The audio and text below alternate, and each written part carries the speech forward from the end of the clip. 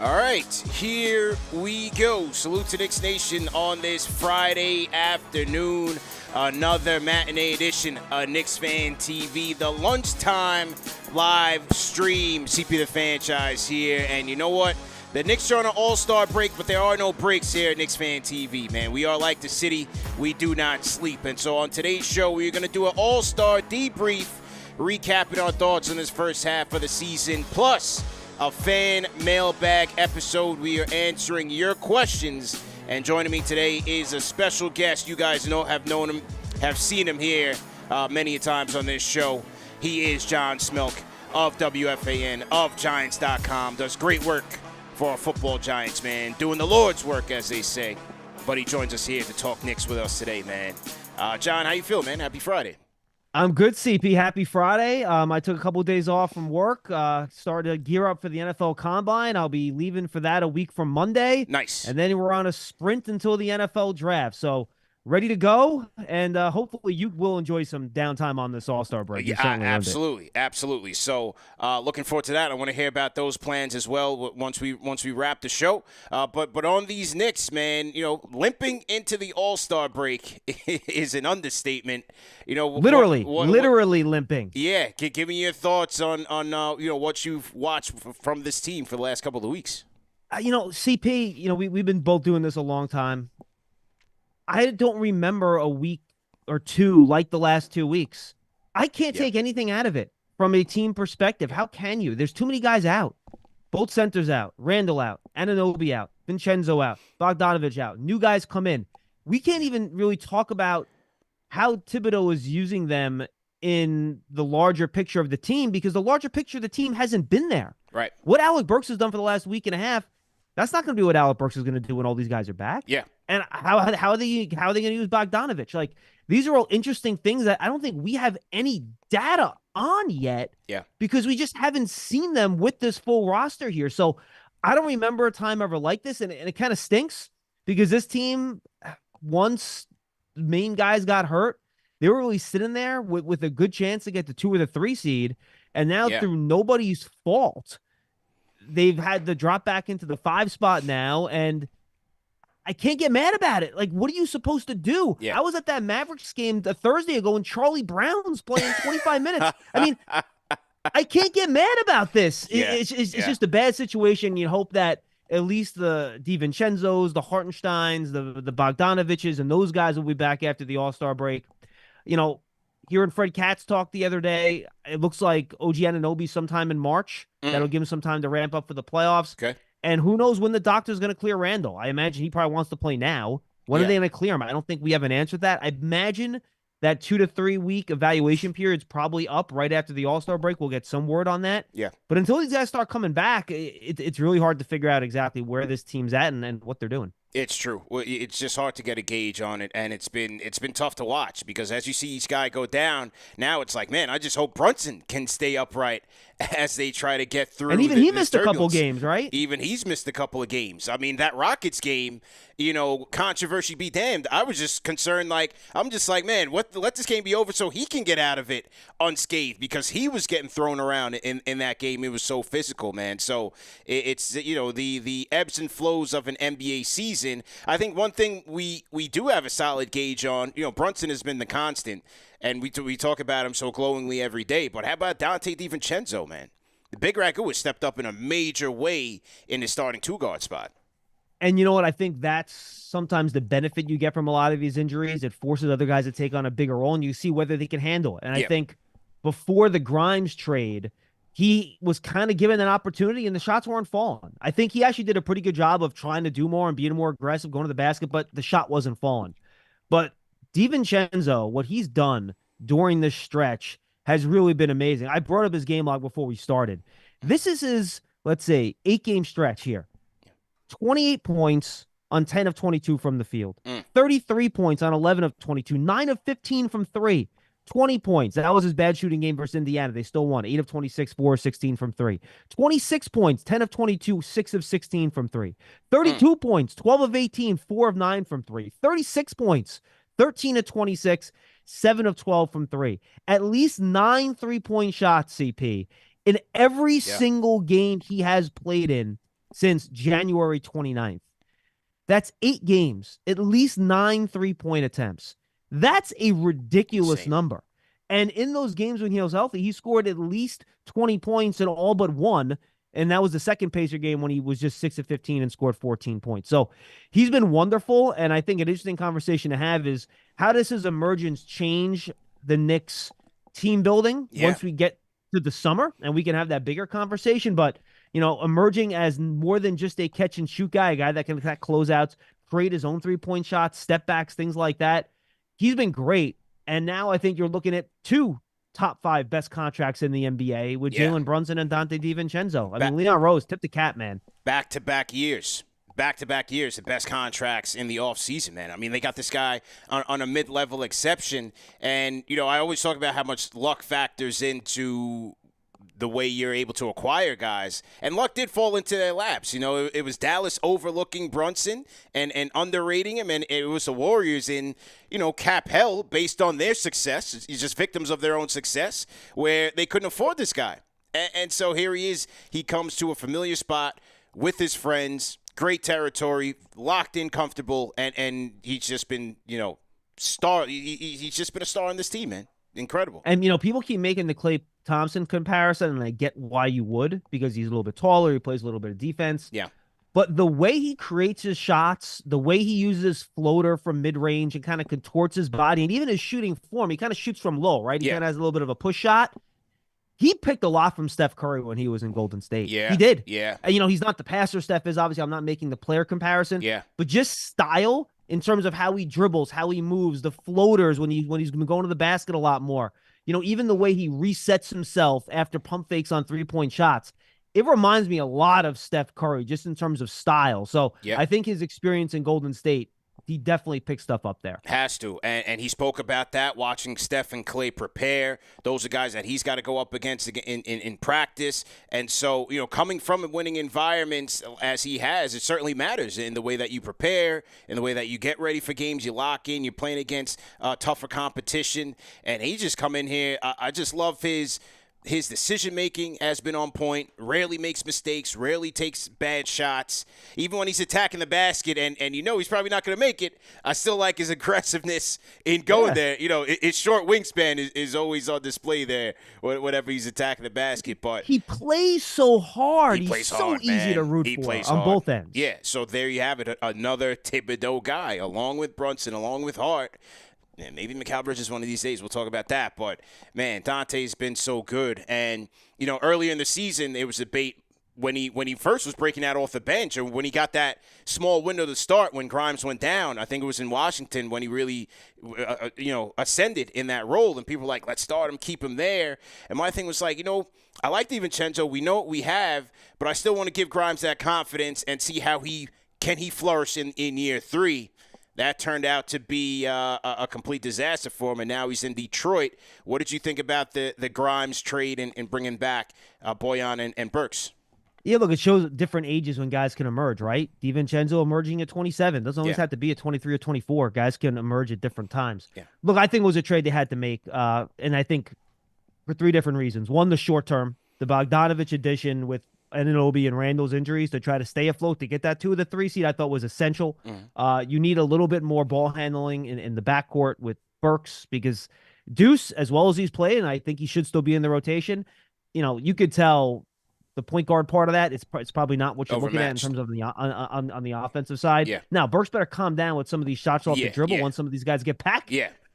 He's better calm down a little bit. But look, he'll help in that way. Then you have the long-term part of this, right, with Bogdanovich's contract this offseason. It's the perfect contract, right? It's only partially guaranteed. So if the team wants him, they can keep him. If they just want the cap space, they can take him, then they can cut him. It's the perfect contract in the offseason. And then I think once the team's together, Bogdanovich is going to be useful, CP, right? He could take every single minute that Randall and OG Anunoby don't play at the 3 and the 4. He'll take all of them. And that's fine. That's going to be, 20, 25 minutes in the postseason? Right. Perfect. He can hit threes. He can stretch the floor. He's a smart player. He can anchor the offense when Brunson and Randall are in the game running pick and roll. So all that together, I thought it was a great move. Yeah, he showed you that in Houston, what a player who's capable of, allowing those guys to get adequate rest. And he can get it going. And he's a guy that you can run the offense through, and they finally started to run him off for some screens. Burks was finding him here and there for threes. He can attack off the dribble, and he's got size as well, man. When you watch Bogdanovich, he's a pretty big player, man. So and mid-range. He can hit mid-range off the dribble too, man. Yeah, he can knock down the mid-range. Only issue I have is what we're seeing right now. You can always pencil him in for games missed. You can always pencil him in for games missed every year. Every year he's missing time, and now that Houston game, he blew a tire that fast. Strained calf, man. I know, and dude, it's amazing. All year we talked about the Knicks having too many players and finding minutes. The minute they make their consolidation trades, which we've been talking about for years, that's when everybody gets hurt. Yeah. I mean, you can't make it up. You can't make it up. You absolutely can't make it up, man. How about Precious? Precious is going in so far, man. He's been killing it. He's looking like Precious Elijah against the Magic. You know, he's a terror on the boards, homegrown product. He's starting to fill in adequately in the tertiary center role right now. You know, it's funny. Like, you watch him play, and it doesn't look like he's going a million miles an hour and is very, frenetic and is like, he doesn't look like a hustle guy when you just watch his mannerisms and the way he plays. But my good, how good has he been on the offensive glass, man? Yeah. Like, he grabs rebounds, he boxes out. He's pretty good at finishing around the rim. Sometimes against size, he has some issues. But yeah, look, he's been great. I think if he's not back with the Knicks next year, and I think that'll depend on what happens in the offseason. We'll talk about it with Randall and all that stuff at Hartenstein. He'll definitely find the contract with another team now with what he's shown, what he can do with the Knicks. And I like the fact that since the injuries, they've used him on the pick and roll a little bit, right? They've hit him as a roller a couple times, which is something we don't see the Knicks do very often, is run pick and roll. But I think Precious has shown the ability to do that a bit too. Not to mention the very occasional three. You always cringe when he takes it, but occasionally it'll go in. It's always those no. Oh man, great shot, man, great shot. Hey, but he's not afraid. He's another guy like DiVincenzo. Yeah. He's not afraid to let it fly. And hey, sometimes Josh Hart could use his confidence because he's a guy who's confident in taking a jumper waivers. But when you're out there, you have to take it when you get it. Yeah. You have to take it, or you're gonna compound the issues with the offense even more. No, I'm with you 100%. Yeah, man. Salute to everybody in the chat once again. Hit that thumbs up button for you boys. CP the franchise, John Schmeelk on the ones and twos. We are having our all-star debrief and also going to get into the fan mailbag questions in just a bit. You guys know the phone lines are also open, man. Hit us up on the KnicksFanTV Discord. If you guys are at work right now during the lunchtime hour, type in #grind in the chat and we will shout you guys out. I see a couple of the franchise channel members in the building. Mr. Duns, he's always in here. My 2 cents. D-Block 1755. JJ, K-Dot, Christopher Blake. I saw Ty Morris was in here. Lee Bloxham checking in from the UK. Shout out to Lee. Too Cold T. Cole, Rob Rich. Happy to see you guys in here. John, we got Brunson in the three-point contest. You have Jacob Toppin in the dunk contest. Where are you during the All-Star break? Are you watching? Or are you just like tuning out like that? No, I'll watch. I'll put it on. I think it's fun, especially when Nick guys in there. I wish DiVincenzo was in the three-point contest. Given his volume and everything, I think he deserved to be there. But look, Brunson, you can't complain about that. Obviously, it stinks that Randall's not going to be able to play. Yeah. The Knicks had been a staple in the rookie game too. We're not going to have anybody in that game this year, which is something a little bit different. But it's good to have Knicks involved in these things. I'm out on the whole let's put G League players in the dunk contest thing. Like Mac McClung last year. Yeah, look, he was fun to watch last year. He had really nice dunks. I enjoyed it, but I mean, can you get me somebody that's playing on an NBA team? Yeah. I mean, it is the NBA All-Star game. It's not the G League All-Star game. Like, can you get me guys on NBA rosters that actually play some minutes? And I get it's hard to find these guys. They don't want to do it. I get all that, but that's one thing I'll say. Though the dunk contest last year, I actually did think was fun. Yeah, for sure. And shout out to Jay Nicky in the chat. For me, for the weekend, Rising Stars is always interesting because I feel like they play the game much harder than obviously on Sunday night. They play way harder. You get to see some of the Rising Stars, obviously. I did like the game that Grimes played in about 2 years ago, so it's a bit unfortunate that the Knicks don't have any guys in it because I think it's a much more entertaining game. Three-point contest, I'm curious to see how Brunson does because it's different, right? Like, he's been a great three-point shooter this year, but you're not playing in a game, you're playing a game. where you have your timing has to be right, your rhythm has to be right, you have to be strategic in how you run the racks. So it's a little bit different than just in-game shooting threes.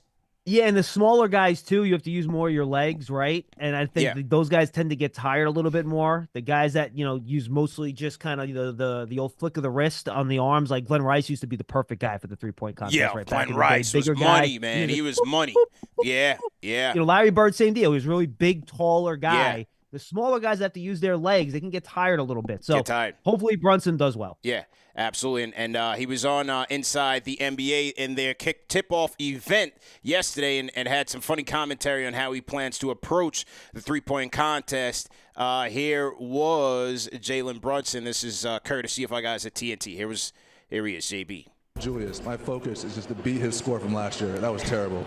That was terrible. I love you, Ju, but I got to beat that. That's my only focus. That's my only focus. I love Julius. My focus is just to beat his score from last year. That was terrible. That was terrible. I love you, Ju, but I got to beat that. That's he wanted to beat Julius, man. And yeah, Julius didn't fare. And he should. He didn't fare too well in that one. But again, prime example where, Julius is kind of up and down in terms of his three-point accuracy, but, in the contest, just wasn't meant to be for number 30, man. Wasn't meant to be. I don't think any of us were all that surprised by that. So you're all rooting for him, but I don't think any of us were surprised. But I will say this, dude. I think it kind of speaks, and I think me and you, I know some of the other, people that do this, the guys over at Knick Film School, have tried to, pump this into fans. Yeah. Julius Randle was loved in that locker room, dude. Like, his teammates like him. I know fans think, he doesn't play hard defense. He forces it too much. His teammates can't stand him. He's a cancer in there. Julius is popular in that locker room, man. Yeah. He really is. And I think fans need to understand that. Yeah, I think the knocks on him are fan-driven narratives. Now, is it made up or not? That's tough to say. I thought in the past. There are things he does that drive you nuts without getting back on defense and stuff like that. I get it. Yeah, but I think my point is we never got the idea that he was some sort of like locker room, issue. I think that was more fan-driven. Remember the whole Quickly thing last year that people made a big deal about? Look, who was the first guy Quickly thanked when he left? Yeah. Randall. It's true. Even the friendly rivalry with Obi when they first squared off in Indiana. They're friends, man. They like each other. So I definitely agree with that Julius has more respect in the locker room. And you just hope that he was healthy now as the Knicks are making their changes, because I'm not sure how he's going to look when he gets back, man. Like, that's a big X factor for me. Just like, how does he play when he gets back? Because you have to think that his aggressiveness is going to be limited, both physically and mentally. Yeah, I mean, look, luckily it's not a shooting shoulder, right? So that will give him some ability to function. But look, he's a battering ram, and he leads with his off shoulder when he's a battering ram. So that's the thing. I'm sure you're going to have, when guys have the shoulder injuries, they have the brace that kind of goes around the bicep and tricep, the other part around the shoulder to keep it stable so it doesn't pop out again. Yeah. But look, I just can't imagine Julius Randle playing tentatively. I think there's a better chance of him doing too much and re-injuring it than him playing soft and not being himself. I just don't think that's the way he plays. I think he's going to try to play the way he plays, and we'll see how it goes. Yeah. Only reason I say that was because when you look at the playoffs last year and even the start of this year, it seemed like the ankle was really preventing him from being explosive, and it just seems like he was kind of tentative, and then he starts getting into those tougher shots, the long-range twos, the fadeaways and things like that, and that's when things get a little bit dicey with him. No, that's fair. But look, luckily he'll have some time here to work into it and figure out what he can do and what works. Yeah. He's been really good this year about attacking the rim and, getting shots within 12 feet of the basket or so in his wheelhouse. So hopefully he'll be able to stick with that. But when he gets back, we'll live and learn, and we'll find out, right? At least he's not getting back like right before the postseason where he's going to have to figure it out on the fly, and we'll have a little bit of a runway here to figure things out. True indeed, man. Salute to everybody in the chat. Once again, hit that thumbs up button for you boys. CP and John Schmeelk on the ones and twos. We're just about getting ready to kick off our fan mailbag segment of the show. And the first question, and we'll stick with the Julius topic. I'm just trying to find the question here. The first question is from Silky Smooth 13, and their question is, how do you think Julius Randle will play after his return from injury with our newly acquired shooters, I think it would help him level up this playoffs in a way that we have yet to see. So the question is, you have Julius now, you have Dante, OG, you brought in Burks, you brought in Bogdanovich. Should that elevate his game, especially in the playoffs? Yeah, look, only one non-shooter in that starting lineup besides Julius, right? And that's whoever the center is going to be. Yeah. OG can hit open threes. DiVincenzo and Brunson, we know, are upper echelon three-point shooters. So he should have more room to operate. And I think those guys are also pretty good at relocating to find the ball, right? Yeah. Whether it's Anunoby cutting when the situation presents itself, or DiVincenzo finding that open space off the ball to give Randall the angle when he gets double teamed in the post. I think that is something that will certainly help, because Randall still is the player, spare Brunson when everyone else was hurt and they just started double teaming him over half court. And, when they played the Lakers, Randall still draws more doubles than any other Knicks player. So there you go. I think that's going to continue to happen just because of his physical stature and the way he can dominate physically. And we talked about spacing with him forever. That's why the Anunoby trade for Barrett and quickly had to happen. And I think that will help him moving forward.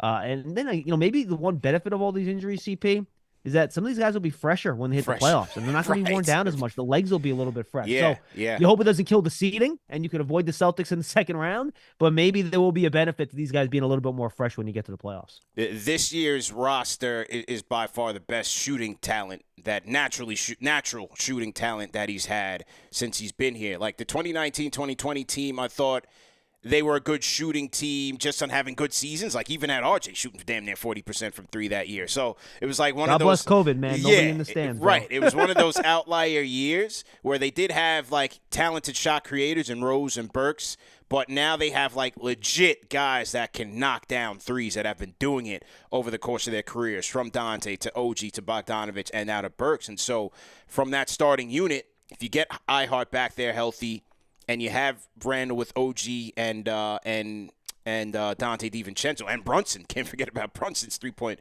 prowess. Now you're spacing the floor well. It's up to Julius to make those quick decisions to allow the ball to spread around. Maybe you get some ball reversals and get some nice three-point shot selections for your team. And then on top of that, I mean, the opportunities or the possibilities are endless in terms of lineup combinations that you can throw out there, mixing and matching your bench with Julius. You can have him out there with Bogdanovich. Maybe have him out there with Bogdanovich and OG. You put some size out there. You have some three-point snipers out there. So I think this team is well suited to accentuate on Jalen and Julius' strengths. And when those defenses double, you got to make them pay. Got to make them pay.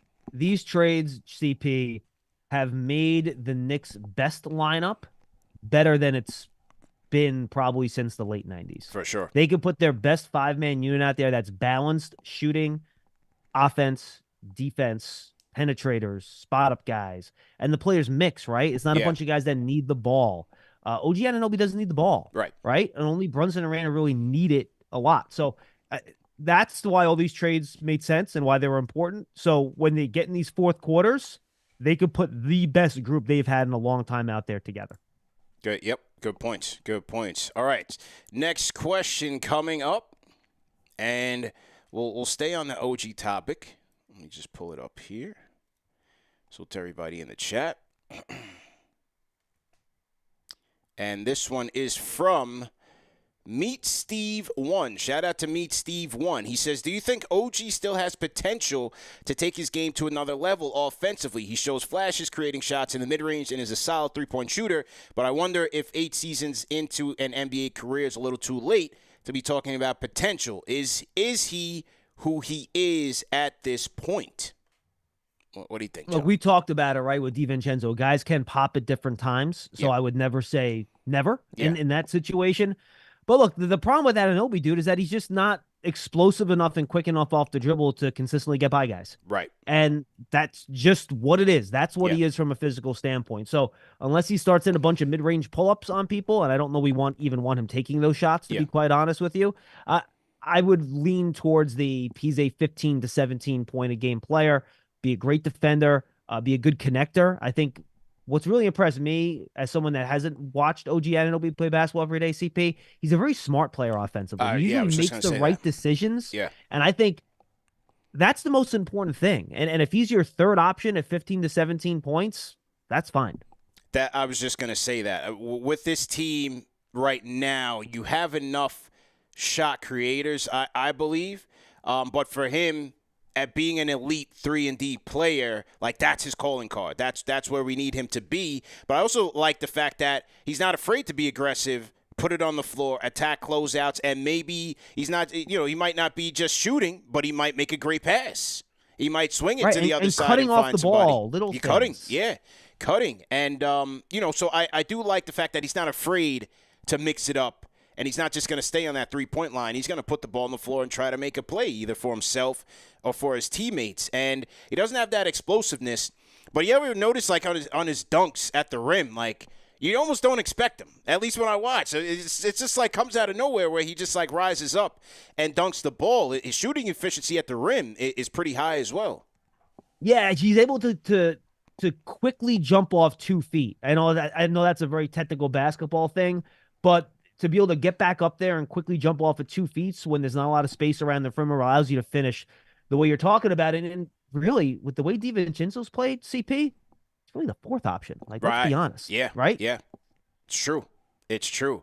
But hopefully he comes back, man, because, man, the impact is so noticeable when he's out there with this team. Man. By the way, just to add, fourth option offensively might actually be the second most important player on the team, given his defensive prowess and the way he connects everything and guards. Big time. And you know me, I'm a bigger Randall person than most. I know you try to defend him as well.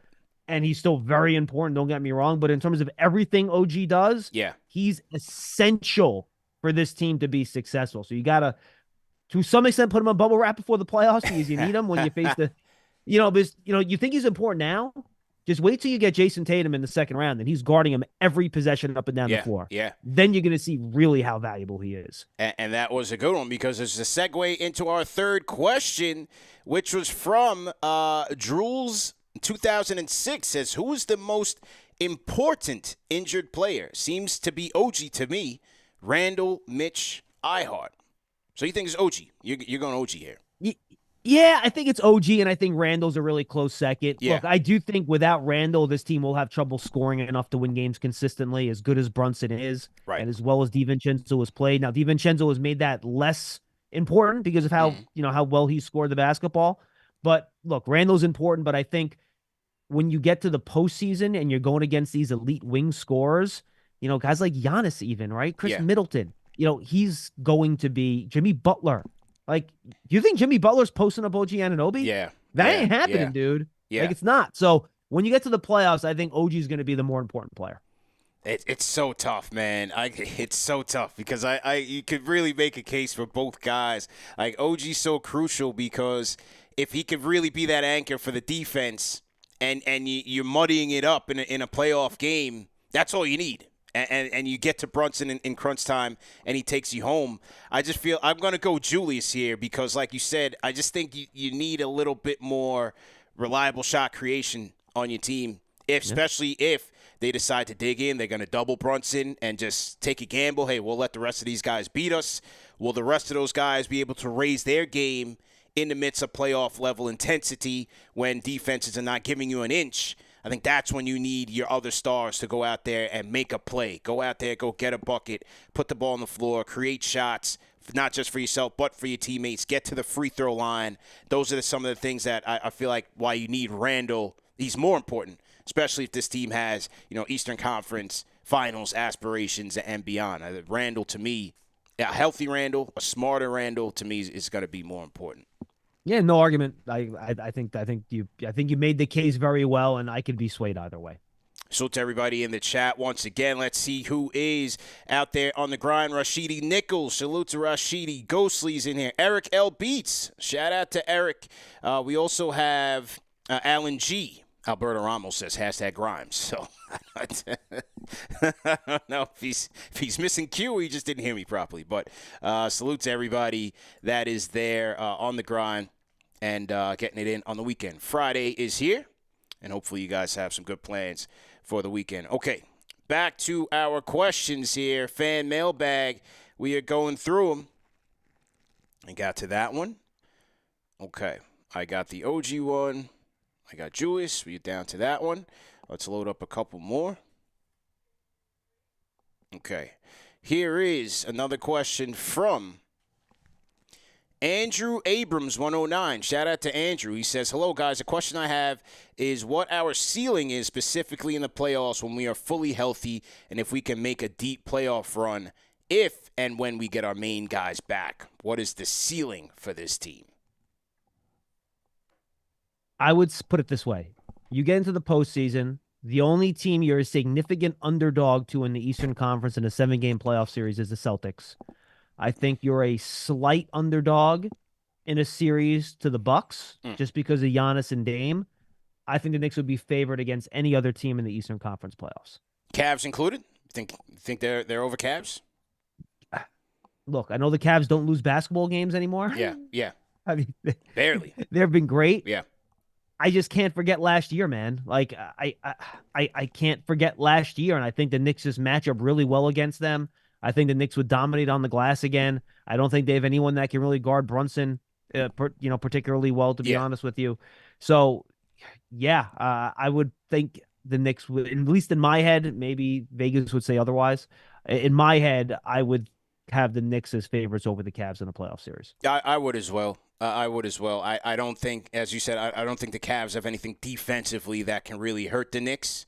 Now, would it be as open as it was last year in a gentleman's sweep? Maybe not, because I think this Cavs team is definitely deeper. Spider Mitchell's obviously playing at a high level. They haven't really had a chance, just like the Knicks, they haven't really had a chance to really gel together at full strength. And so maybe that's what they're going to use the second half for, and we'll see where both teams end up. Milwaukee, I don't know, man. I have so much concerns about that team. Every time I watch it, I'm like, I just don't see it. I just don't see how this team is going to come together. Now, the Knicks beat them once, and they've beaten the Knicks 3 out of 4 so far. They have one more against this Milwaukee team, but same thing. Dame and Malik Beasley backcourt, you're never going to turn them into a stout defense at the point of attack. Like, that's just not going to happen. They're older. They just got older again with Danilo. They're injury prone. Middleton is their biggest wild card, and you don't know if he's going to be healthy. His defense is also suspect. I don't think they have depth either. So I think they can be knocked off, man.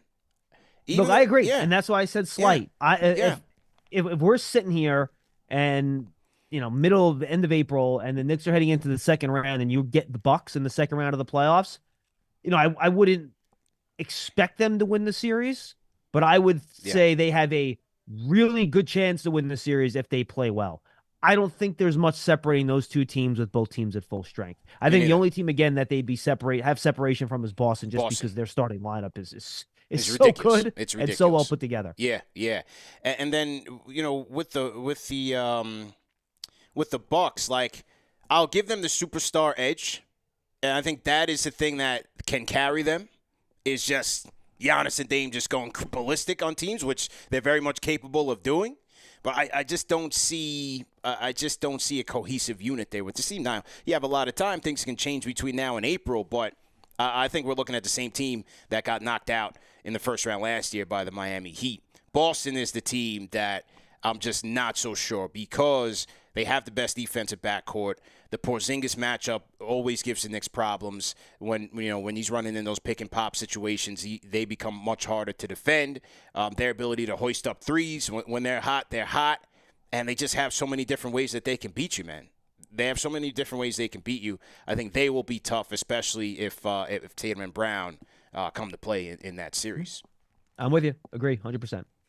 All right, so let's get to the next one. Hey, but here's one thing. Are you? I don't. This is the same thing where I was with the Giants every year. I don't like overconfidence in the team, whether it's from inside or whether it's from outside in terms of what other analysts and things say. Like, I feel like there's too much overconfidence in this team. And as a Giants fan, like, we've seen it every time the Giants get hyped, they never have a good year. They never do. The 2 Super Bowl years, they came in as a wild card and made a run. You never expected them to get there. But every time they go into camp with high expectations, they never make it. Well, CP, in fairness, the Knicks haven't had high expectations in 20 years, and they haven't done anything either. That's, so maybe we true. need to switch. You're right. Maybe we need to switch the vibes and see if it works out. Yeah. No question, man. But, like after each game and fans calling like, we'll be all right. When healthy, we'll get to the Eastern Conference Finals. I'm just like, they got a lot of things to solve before they get to that. If they're point. healthy, I would say chance to get to the – here's a good question. What % chance, if fully healthy, would you give them to get to the Eastern Conference Finals? I would probably put it 40%, 35% to get to the Eastern Conference Finals, you think? I would have to say that. Would have to say that. Because there's no other bar. There's no other precedence. They didn't make it last year. Yeah, I mean, remember, even say 50-50. I mean, you got to win the first round series, which, maybe you get Miami in the first round. You think that's an easy series? Correct. No, not with Eric Spoelstra and those guys down there. Correct. And then you could theoretically get the Celtics in the second round, or even if it's Milwaukee, right? Dude, you could play a great game, and Dame Lillard just decides he's hitting a bunch of 28-foot three-point shots in the final 2 minutes of the game. You're going to lose. And there's nothing you can do about that. Like, you just can't. He's Dame Lillard. He's a freak show. So, yeah, I would say if fully healthy, 35 to 40% chance to get into the Eastern Conference Finals. And by the way, given where the Knicks have been, I'll take it. Yeah. Good stuff, man. Salute to everybody in the chat. Once again, hit that thumbs up button for your boy, CP the Franchise. John Schmeelk here. Fan mailbag questions. All right, let's get to our next one. Just make sure I didn't get to okay. All right, here's a good one here. We were speaking of the Cavaliers, and speaking of which, Matt Canada 88, his question says, when it comes to the Donovan Mitchell sweepstakes that will happen in 24-25, there will no doubt be a showdown between Altman, which is Cleveland, Pat Riley, Miami Heat, Leon Rose, Sean Marks, the Nets, and Rob Pelinka, Lakers. Who has the best possible offer? Where do you think Mitchell wants to go? And who wins Spider in the end? It's threefold question. Who has the best possible offer? Knicks, Heat, Nets, Lakers. How would you rank that? I think the Knicks can give the best possible offer. They have the most draft picks, and quite frankly, if it really gets dicey, and I don't think the Knicks would want to do this, they can always include Julius Randle in the trade if they want. And you tell me what player of that caliber those other teams would be able to offer in a trade. It depends what the Hawks want. Because if the Hawks want to stay competitive, Cavs. And Cavs, I'm sorry. Yeah. Mobley, Garland, I mean, do you want a bunch of draft picks or do you want players? Right. You know what I mean? Right. Look at where the Raptors were. A team could have gotten more value in picks, but they wanted players. So I think what it comes down to, CP, is what do the Cavs want? And I'm thinking, at least in my opinion, if you're running the Cavs, do you want a bunch of picks or do you want players to support Garland and Mobley and Jared Allen? Yeah. So I think the Knicks, that maybe gives them a little bit of a disadvantage because their strength is picks right now. Yeah. But bigger picture, though, is that the guy you go after? And I loved Spider, and I wanted to go after him hard 2 off seasons ago. Me and you were on the same page on that. Yep. But in a playoff series like we talked about, we just talked about the value of an Anunoby in the playoff series, right? Defending. And you just talked about the Bucks, right? With their defensive backcourt. Can you win a championship when Donovan Mitchell and Jalen Brunson are both playing 35 to 40 minutes in a playoff series? Yeah. And I know Mitchell's been better defensively this year by all the advanced metrics. They're still both 6'1" guards. Yeah. Can you win that way with 2 defensive liabilities in the backcourt playing 40 minutes a game in the playoffs? I don't know the answer to that question. Do you? I don't trust it. As a Donovan Mitchell fan, I would love to see it. I love him. I love him. It's more wishful thinking on my part and more just logically. I just feel like they went after him 2 years ago. They will have more leverage to get him in this offseason. Yep. And pay a lesser price. That's why I just feel like they're going to go for it, man. They're going to roll the dice and go for the talent over the fit. I think they're doing it. Don't get me wrong. I think they're doing it. Yeah. But in your best case scenario, same exact trade package, would you rather trade for Donovan Mitchell or Mikal Bridges? Bridges. Easily. Yeah, so would Bridges. I. Now, Bridges. I don't think the Nets are trading to the Knicks. I don't think that's realistic. Yeah. But, would I rather have Mitchell or Towns? I'll take Mitchell over Towns, right? For sure. Even with the deficiencies, I'd do that trade before. But then again, does Devin Booker shake loose? Does Luka Doncic eventually say, the Mavs are desperate, dude. Like the way they threw our picks around for like mediocre players at the trade deadline, they are desperate. I think Mitchell ends up coming here. And then, look, here's the thing. Then you can always pivot, right? You go with Brunson and Mitchell for a year. It doesn't work. Right. It's not like Donovan Mitchell loses trade value. Maybe you send him to Phoenix and try Booker. And maybe that gets you there closer. Dallas, right, for Luka, right, whatever. Right. You can then pivot and make another decision. But with the Knicks, the way the salaries are set up and everything, the move has to be made this offseason. If Brunson's going to get extended, Julius, who knows, we'll see. So, yes, and I think, remember, Mitchell can play hardball here too, right? And he could say to these teams, I'm not going to re-sign with you. Right, I'm only going to re-sign with you. And part of the question was, where do you think he wants to go? Yeah. I think he's going to want to go to the Knicks. I think he's going to want to go to the Knicks. And who wants? Look, Mikal Bridges just went on. I haven't watched it yet. Nets this is fans, Jalen Brunson Nets podcast. He basically called himself a second-class citizen, dude. Like, why would another team player want to go and willingly accepted it? Playing for the Nets. Yeah. The Nets Brooklyn Brigade is in shambles. I woke up this morning and I was thrilled to see that, man. I agree with you wholeheartedly on all points. I just feel like this is just destined to happen. If I had to rank it, like who had the best offers, I got to go with the Knicks, obviously, with the draft capital and ready now players, right? With the Nets. Now, the Nets need to make a move to keep this guy happy here in Mikal Bridges, but what would they really have? Is it Cam Johnson? They do have young players, but Cam Johnson, of the young players not named Mikal Bridges, it's really Cam Johnson. That's your most attractive piece.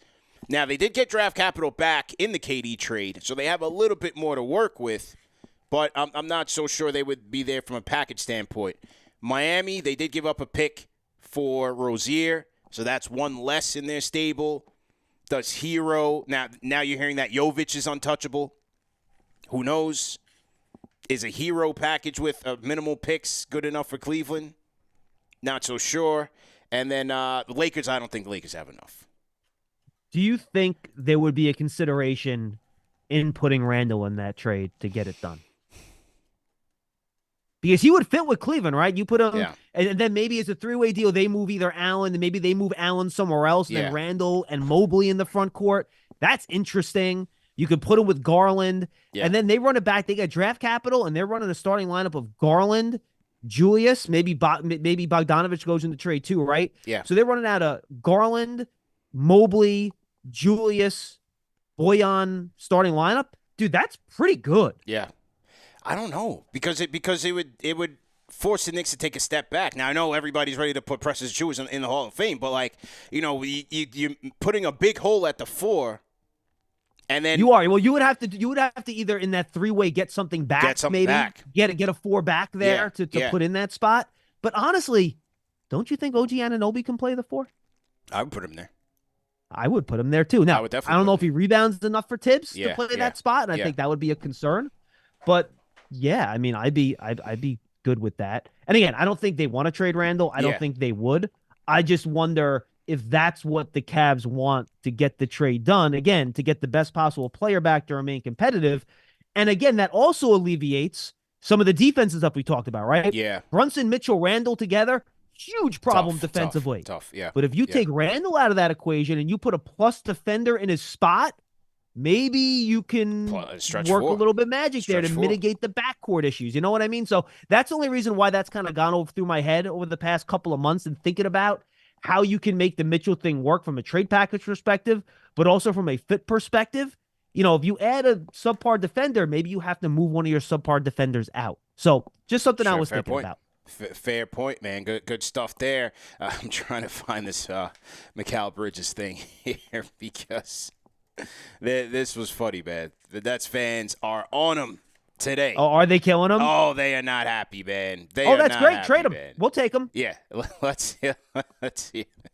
Here it is from the Roommates podcast. This was and Josh Hart. Good job by Josh Hart, really stirring the pot here and baiting Mikal Bridges. But here was the conversation here. It's a home game, so Brooklyn.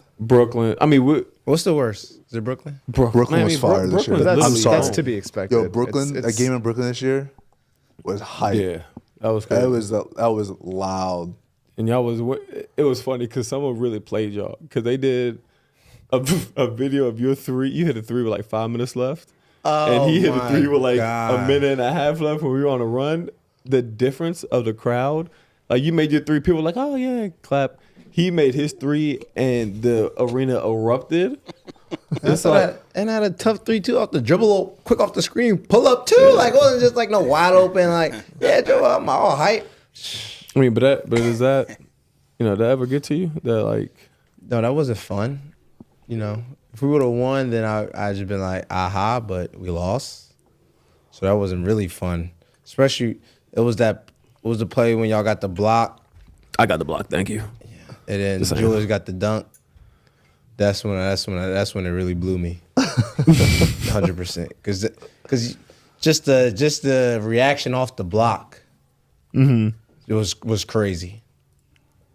Was it 2 blocks? Yeah, cause I blocked Dennis, And and then blocked OG Cam. blocked Cam, Yeah, and then like- I saved it, threw it to him, bounce pass. And that's when it was crazy because it's like, ah. And I'm watching too. Like, I'm here, so I'm like, and we're home. So first of all, over on my carries, like, I know everybody's in there. Like, a block like that gets, even if you're a freaking home fan, like, that's going to surprise you. Like, oh, shit. But the second one was like, give me that to the crowd energy. Like, I was like, and then the kick head to the dunk. I'm like, okay, bro. Now I feel like I'm in MSG. The dunk to the scream and all y'all hype yelling and all that stuff. I'm just like, here we go. A dejected Mikal Bridges, man, when he faced the I reality. haven't heard that yet. That is Yeah. funny. I only read the man. quotes. That is Yeah. phenomenal. Yeah. So Where's Evan Roberts? Can we get him on to talk where about is that? Evan? Where is Where's Evan, man? Oh, Dude, boy. like in all seriousness, I mean, is there any way the Knicks could get him over here? Is there any possible way? I would love to see it, man. He's such a good player and he's such a good dude, and Yeah. he would just fit in with Imagine him and Anunoby guarding something the same playoff game against like Brad and Jail, Tatum. man. Oh my god, Absolute jail, man. Damn. He literally went to the last team that we have a chance to trade with. I mean, hey, we even got a trade done with the Raptors in light of a lawsuit. and the Knicks are suing him. And they're suing him. And now Leon Rose is broken bread with Clutch. That's good now. Yeah. So I always thought that was a little overrated myself, but like, I mean, it's really the perfect fit. You put him with these guys. My gosh, and we'll see. Maybe the Nets decide they have to blow it up. Maybe Bridges says to them, "Look, I want out of here. Yeah. This is where I want to go," and he forces their hand.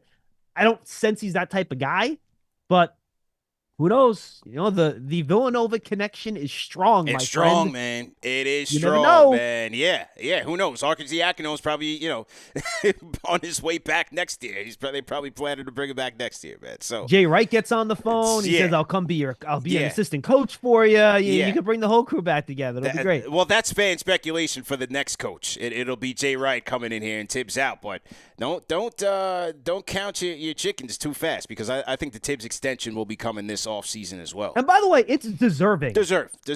Yeah. You I can't mean, in all argue seriousness, that, man. and I haven't actually done this exercise. I know you got to run CP. Mhm.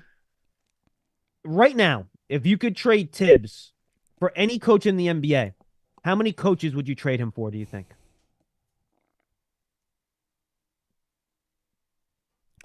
Spoelstra, Yep. Lou, Mike Malone. Yep. Agreed.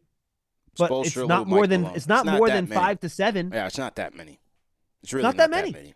Right? And he has his flaws, but he has his strengths. And no coach is perfect. Yeah.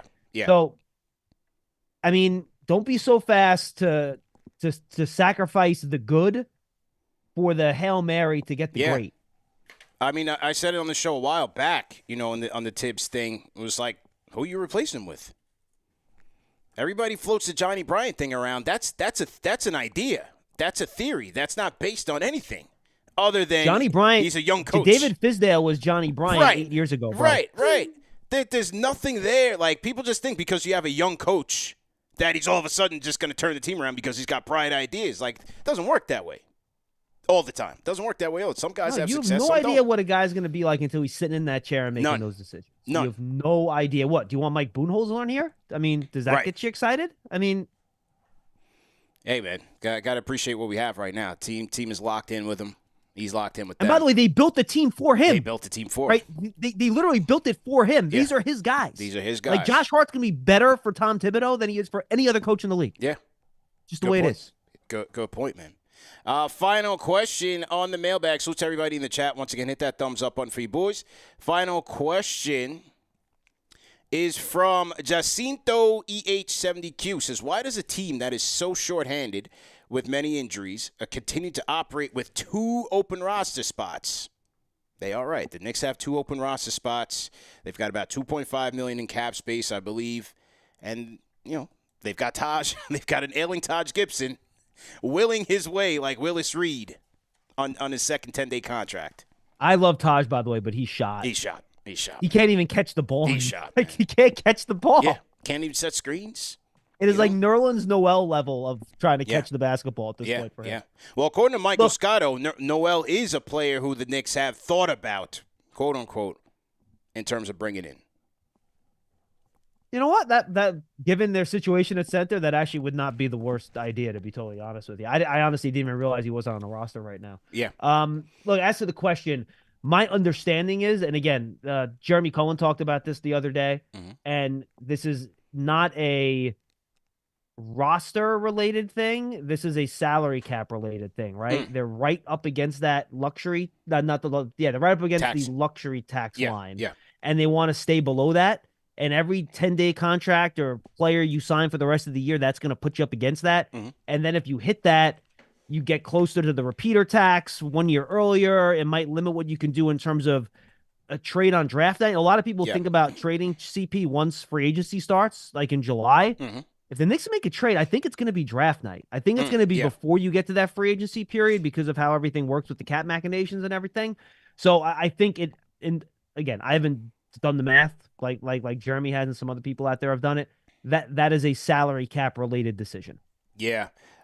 So my theory before I went, because I hit up Bobby Marks on that to get his thoughts on it. So before I get to his answer, my thought was that, maybe they're looking at certain players, maybe they don't like certain players.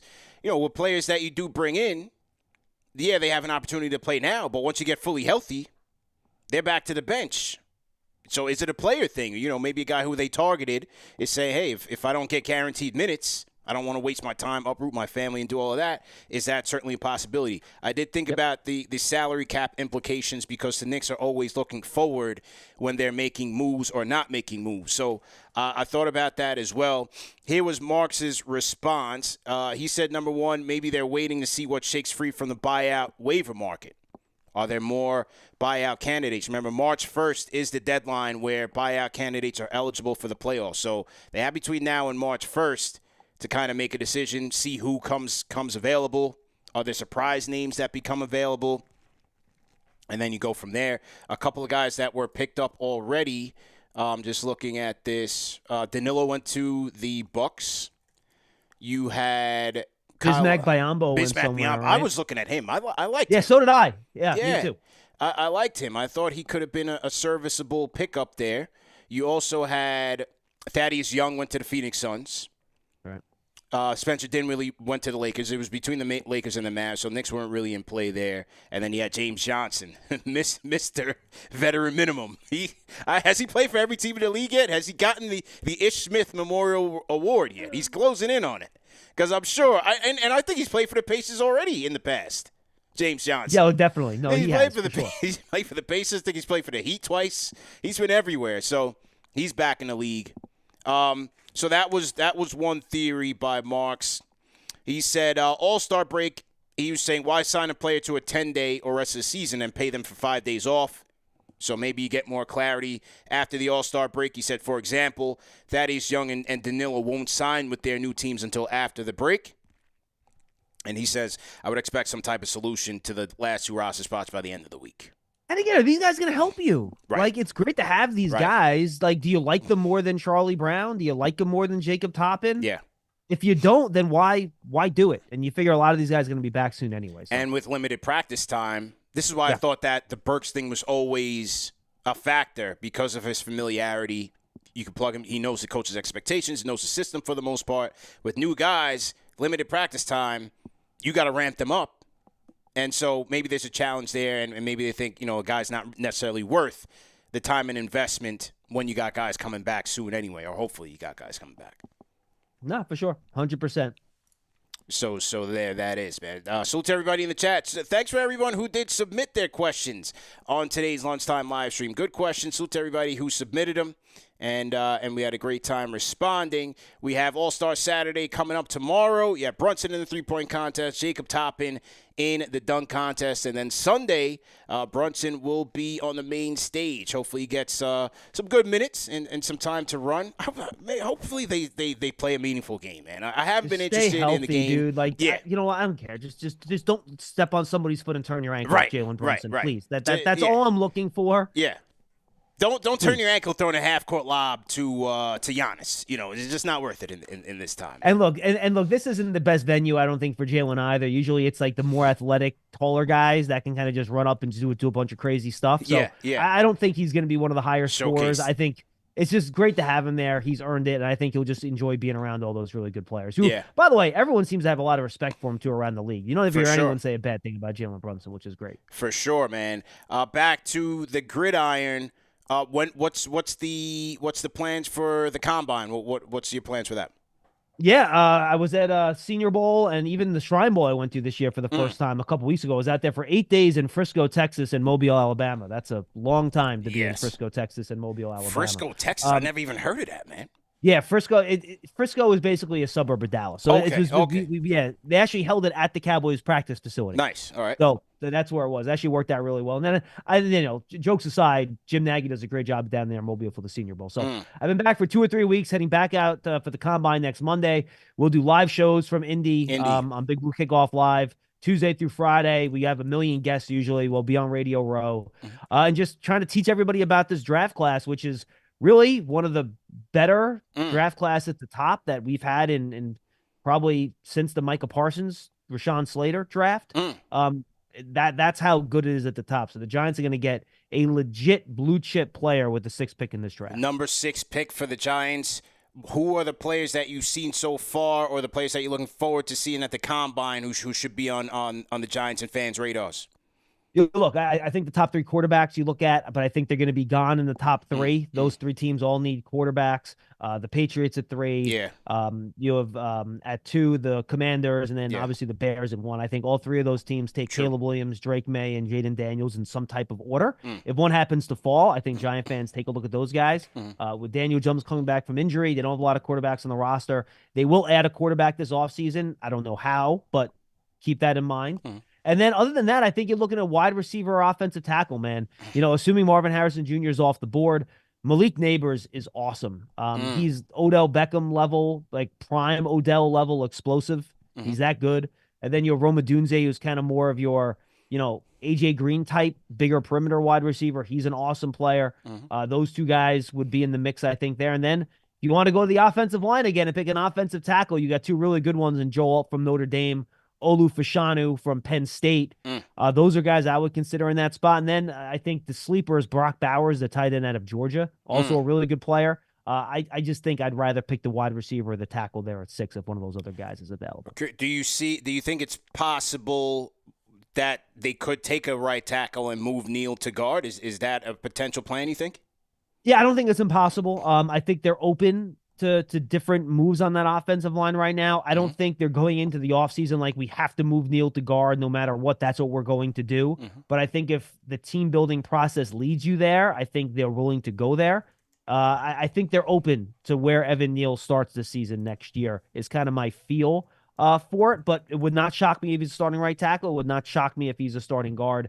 I think it all depends on what presents to them this offseason and what direction they go. If I had to guess right now and nobody's told me anything, they're having draft meetings right now. They haven't made these decisions themselves. Anyone that tells you they know what they're going to do, they're lying because they don't know themselves. My gut would be they would go receiver before they go tackle. But we got to see what they do in free agency to CP before we know exactly what their needs are going to be in the draft. So let's not get ahead of ourselves here. with the new defensive coordinator coming in from the Titans, I believe they're going to be going from, because Wink was in a 3-4 scheme, they're going to go 4-3. Is edge rusher a possibility here to put somebody next to Thibodeau to Kayvon Thibodeau? Is there a plan there? Yeah, look, I think edge rusher's in need. Azeez Ojulari is a really good player when he's healthy. He's just not healthy enough, and it's hard to rely on him at this point. I just don't think you're going to have an edge rusher that's going to be higher on their board than one of those tackles or the receiver at 6. But do I think they're going to target an edge rusher at some point this offseason? Absolutely. And when Shane Bowen was with Tennessee, they did not blitz a lot. So they depended on their guys to win one-on-one matchups. So they're going to have to add some guys at edge and also at the 3 technique defensive tackle spot since Leonard Williams isn't there anymore, right? Right. That can win those one-on-one matchups. How about corner? I'm not sure what the long-term plans are for Adoree Jackson. Deonte Banks certainly came on to the scene, and he's showing some promise. What do you think about addressing some secondary help earlier in the draft? Yeah, another need.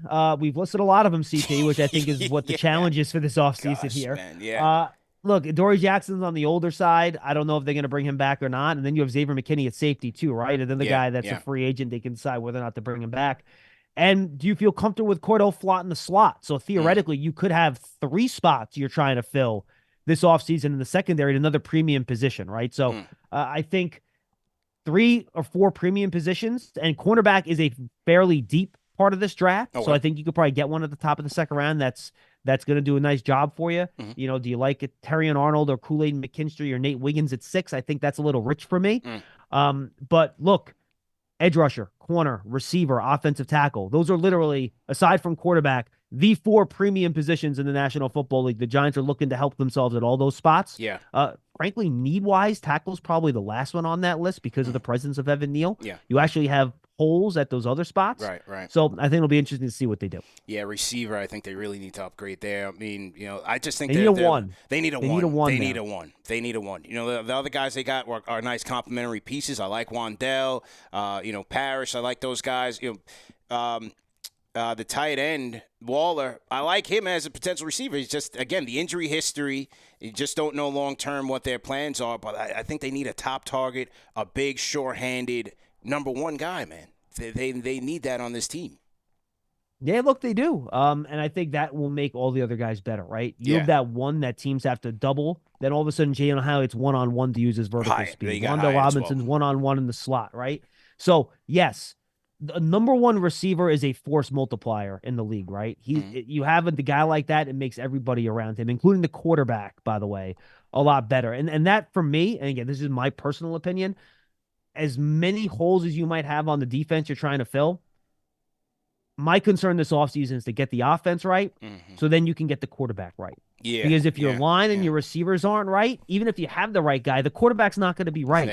I want to put the pieces in place so you get the quarterback right. Whatever that ends up looking like, if it's Daniel Jones, great. If it's someone else, fine. You got to get the quarterback right, and to get the quarterback right, you have to have a good line protecting him, and you have to have weapons to throw the ball to. So that, for me personally, that's how I'm viewing this offseason. I want to get all that right so you get the most important thing right, which is the quarterback position. Good stuff, man. Well, we will be watching. We will be listening because there's no other coverage that I would rather go to, man, to tap in on Giants offseason than Giants.com with you and Lance Meadow. And, shout out to my guys, Brandon London, Madeline. You guys have a great team, man. Love what you guys are doing there. And safe travels. Bring back us some good intel, and we'll be watching, man. John, appreciate the time, man. Always, CP. Appreciate it. And, guys, if you want to check out the Giants coverage, Big Blue Kickoff Live and Giants Huddle, just search for them on your favorite podcast platform. Go to Giants.com/podcast. All of our coverage is there.